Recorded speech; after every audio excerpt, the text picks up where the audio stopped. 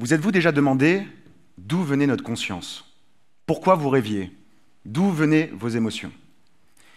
Eh bien, pour tous ceux qui se sont déjà demandé ça une fois, j'ai le malheur de vous annoncer que nous n'avons absolument aucune réponse. Et la communauté scientifique a très peu d'informations à vous apporter là-dessus. Cela vient du fait que le cerveau humain est le système le plus complexe connu de l'univers. Même plus complexe que ce que vous développez ici. 100 milliards de neurones le composent, chaque neurone pouvant émettre jusqu'à 100 000 connexions avec d'autres neurones. Et en plus, au-delà de cette complexité inouïe intrinsèque, on vient ajouter une autre couche, ce qu'on appelle la plasticité cérébrale. À chaque fois que de l'information va traverser le cerveau, les caractéristiques du cerveau vont évoluer. C'est un exemple de ce phénomène et typiquement notre capacité à mémoriser. En journée, quand nous allons apprendre quelque chose, on va avoir un réseau de neurones. Ils vont s'activer, se désactiver dans une certaine synchronisation. La nuit, nous allons consolider cette mémoire, donc on va rejouer ces connexions-là, ce qui fait que les connexions entre ces neurones-là vont être beaucoup plus simples le lendemain. Donc le lendemain, on se souvient de la journée d'avant, à moins qu'on ait pris une cuite, mais en général, on s'en souvient, et des journées précédentes. Alors, on ne connaît pas grand-chose, mais ça reste probablement l'un des territoires inexplorés les plus fascinants. Parce que quand on réfléchit, le cerveau humain, c'est ce qui est à l'origine des plus grandes avancées de notre espèce. Toutes les plus grandes découvertes scientifiques, tous les plus grands chefs-d'œuvre sont en réalité issus d'une séquence de réactions chimiques entre nos deux oreilles, mais nous sommes complètement incapables de les modéliser correctement. Il y a quelque chose que nous savons sur le cerveau humain, c'est qu'il a une bande passante qui est extrêmement limitée. On n'est pas capable de tout mémoriser, on n'est pas capable de faire attention à plusieurs flux d'informations en même temps. Notre capacité de communiquer nos idées est aussi limitée, par nos gestes quand on tape sur un clavier, par notre voix quand on parle à quelqu'un. Mais fondamentalement, si nous arrivons en théorie à entièrement comprendre le cerveau humain, le modéliser, et en parallèle à développer des technologies qui seraient capables de manipuler cette activité cérébrale, eh bien nous serions capables d'assouvir quelques-uns des plus grands fantasmes de la science-fiction, comme par exemple la télépathie entre hommes pour communiquer de manière beaucoup plus riche et beaucoup plus rapide, la superintelligence pour développer nos capacités cognitives, et même la transcendance ou l'immortalité si nous arrivons à digitaliser nos consciences. Alors vous me direz, bon, c'est de la science-fiction, mais en réalité, depuis quelques années, depuis quelques décennies, ce qui était de la science-fiction est en train de devenir une réalité dans les laboratoires de recherche. Et ça, c'est dû à un effort de recherche fondamental, extrêmement puissant et sans précédent. Sylvain parlait précédemment, enfin, tu mentionnais le Human Genome Project. Eh bien, quelques années après, en 2013, l'administration Obama a lancé le Brain Initiative, l'Europe a lancé l'Human Brain Project. La mission, c'est dans la décennie d'arriver à modéliser entièrement le cerveau humain. En parallèle de ce phénomène et de cette recherche fondamentale, on a un autre effet, qui est l'accélération exponentielle technologique.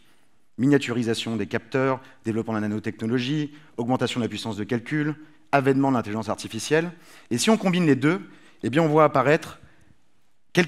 vu apparaître quelques très belles avancées en laboratoire ces dernières années.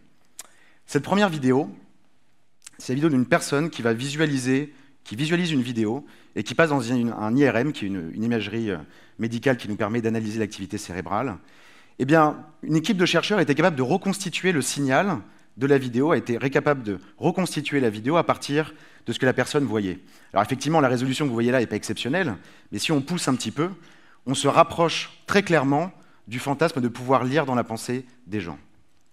Deuxième vidéo, c'est cette femme paralysée qui, grâce à des technologies d'implants intracérébraux, qu'on appelle des échos, qui vont venir mesurer l'activité cérébrale à l'intérieur du cerveau, a été capable pour la première fois de contrôler un bras robotique de manière extrêmement dextère. Donc on peut s'imaginer à la suite de ça tous les champs d'application potentiels. Alors finalement, ce qu'on a vu ici, ça reste quand même dans des cas applicatifs très spécifiques, dans un cadre de laboratoire. Mais en réalité, la décennie sera neurotechnologique. Et elle sera neurotechnologique non pas parce qu'on va avoir une multiplication de ces travaux de recherche en laboratoire, mais parce que c'est en train de devenir une industrie. Ce qui était avant un challenge technologique et scientifique devient aujourd'hui une course industrielle. Quelques-uns d'ailleurs des plus grands entrepreneurs technologiques se sont lancés dans l'aventure neurotechnologique. Le premier, Elon Musk, je ne vais pas vous le présenter. Le second, à côté, Brian Johnson. Donc, c'est fondateur d'une start-up qui s'appelle Braintree, qui a été rachetée par PayPal, n'a rien à voir avec les neurotechnologies, mais ça lui a permis de récolter plusieurs centaines de millions de dollars à 25 ans. Ça peut être utile. Donc ces deux entrepreneurs-là se sont lancés dans l'aventure technologique avec deux sociétés, une qui s'appelle Neuralink, et l'autre qui s'appelle, pour celle de Musk, et l'autre qui s'appelle Kernel pour celle de Johnson. Le but est de développer des implants intracérébraux qu'on va venir s'installer dans notre cerveau et qui vont nous permettre d'augmenter notre capacité cognitive, notre intelligence. Alors pourquoi cette idée est farfelue? Eh bien, ces deux entrepreneurs-là sont extrêmement effrayés par l'avènement de l'intelligence artificielle, et particulièrement ce qu'on appelle l'intelligence artificielle forte. L'intelligence artificielle forte étant l'intelligence artificielle qui prend conscience d'elle-même. Leur idée est donc, pour ne pas se faire écrabouiller par la supériorité intellectuelle de cette intelligence artificielle et de devenir les animaux domestiques, pour citer Musk, de l'intelligence artificielle, et donc de nous connecter à elle. Imaginez avoir accès à tout le contenu de Google ou de Wikipédia rien qu'en y pensant. C'est le but de ces sociétés, premier prototype prêt d'ici 8 ans. Le deuxième cas, c'est dans un autre domaine. La personne que vous voyez sur l'écran s'appelle Regina Degan.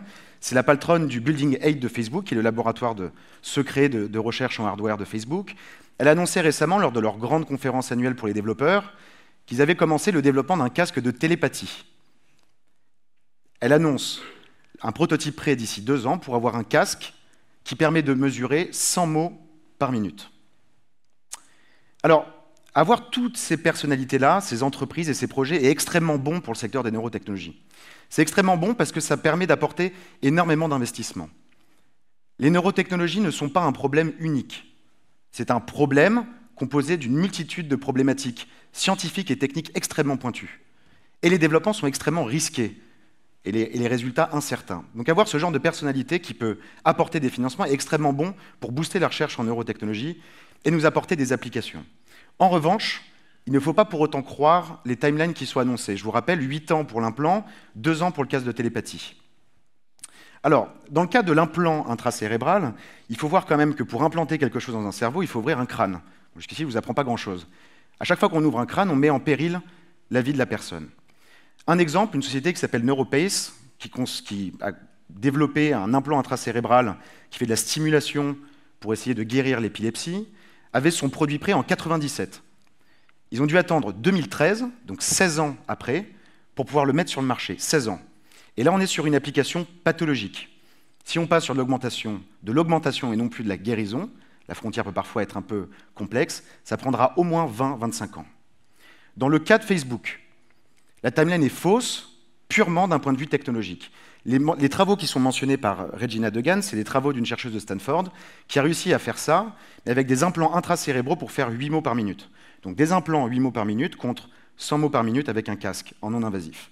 On a encore beaucoup de technologies à développer pour y arriver. Pour autant, je ne suis absolument pas sceptique ou pessimiste en ce qui concerne les potentielles applications des neurotechnologies dans notre vie au quotidien. Et je pense d'ailleurs que les neurotechnologies nous ont déjà apporté des solutions pour améliorer notre vie. Je vais vous raconter une histoire personnelle. Il y a 3 ans, j'étais étudiant à l'école polytechnique, donc une autre école, et je me suis pris de passion pour les neurosciences, justement pour ces problématiques-là, puisque convaincu que la décennie à venir allait nous apporter énormément de nouvelles choses et d'enseignements sur le cerveau humain. J'ai travaillé avec un groupe de neuroscientifiques et ensemble, nous avons fait une découverte.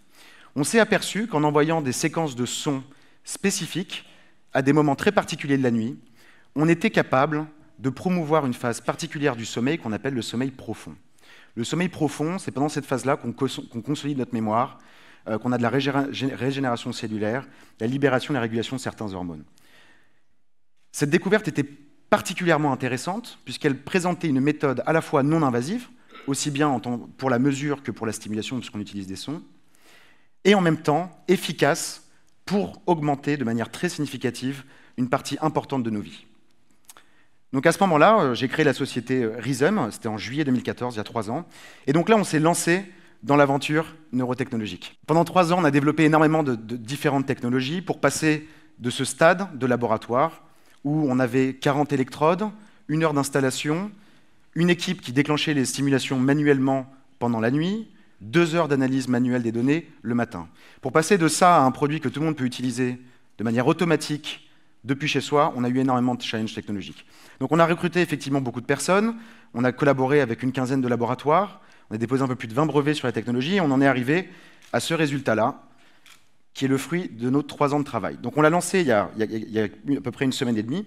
Donc c'est un bandeau qu'on va venir mettre sur la tête, qui va mesurer notre activité cérébrale. Il mesure aussi de manière secondaire notre rythme cardiaque et notre rythme respiratoire. Au début de la nuit, il va nous aider par de la stimulation et la modulation de l'activité cérébrale à nous endormir plus rapidement. Ensuite, il va venir booster le sommeil profond. Et enfin, en fin de nuit, il va nous réveiller à un moment optimal pour éviter l'inertie de sommeil. Donc, en fait, Dream est un exemple extrêmement concret de ce que la neurotechnologie peut faire pour nous au quotidien dès aujourd'hui. Ce qui est absolument clé dans tout ça, c'est de respecter 3 principes fondamentaux en ce qui concerne la neurotechnologie. Le premier, c'est de rester non invasif, pour les raisons qu'on mentionnait avant. Le second, c'est de régler un véritable problème. Je ne suis pas sûr que tous les matins, on se réveille en se disant « Attention, l'intelligence artificielle, on va être écrabouillé par leur surpriorité ». Et le troisième point, c'est de proposer une solution qui permet d'augmenter de manière très significative quelque chose. Si on respecte ces 3 principes fondamentaux, eh bien, on va atteindre une échelle de données et d'utilisateurs sans précédent. Et c'est exactement ce qu'on a vécu avec Rhizome. Chaque nuit, on mesure 15 millions de points de mesure sur l'activité cérébrale, sur une nuit de 7 à 8 heures, et on a un peu plus de 45 000 nuits dans les bases de données. Et cette quantité de données est en fait fondamentale, puisque la plus grande problématique dans les neurotechnologies, c'est la complexité du cerveau. Et pour pallier à cette complexité, de manière assez intéressante, on va utiliser évidemment l'intelligence artificielle, qui elle-même s'inspire du fonctionnement de notre cerveau. Finalement, ce qu'on a développé aujourd'hui, c'est une technologie, du hardware, de l'électronique, très miniature, qui mesure avec très bonne qualité l'activité cérébrale, et d'un autre côté, du software, basé sur du machine learning, qui va analyser en temps réel cette activité. Et donc finalement, je pense qu'à partir de ce qu'on a créé aujourd'hui, on est capable d'aboutir aux applications dont on parlait précédemment, pas à 20 ans, pas à 30 ans, mais dans les 5 ou 6 prochaines années. Ce qui est assez impressionnant avec les neurotechnologies, c'est à quel point les neurotechnologies peuvent impacter extrêmement rapidement nos vies quotidiennes. Pourquoi? Puisqu'elles vont en réalité impacter notre façon d'interagir avec le monde. Si on réfléchit un peu à ce que pourrait devenir une ère neurotechnologique, on pourrait voir un premier exemple qui vous concerne un peu, un nouveau type de software qui nous permettrait de modéliser et de visualiser directement, quasiment en temps réel, ce que nous sommes en train d'imaginer. Imaginez le processus créatif, itératif, la rapidité et la richesse qu'on pourrait atteindre. Le deuxième, c'est évidemment la télépathie. La télépathie, c'est extrêmement intéressant, puisqu'on voit bien qu'on est limité, ce qui est d'ailleurs la problématique de nombreux auteurs, c'est d'être limité par les mots.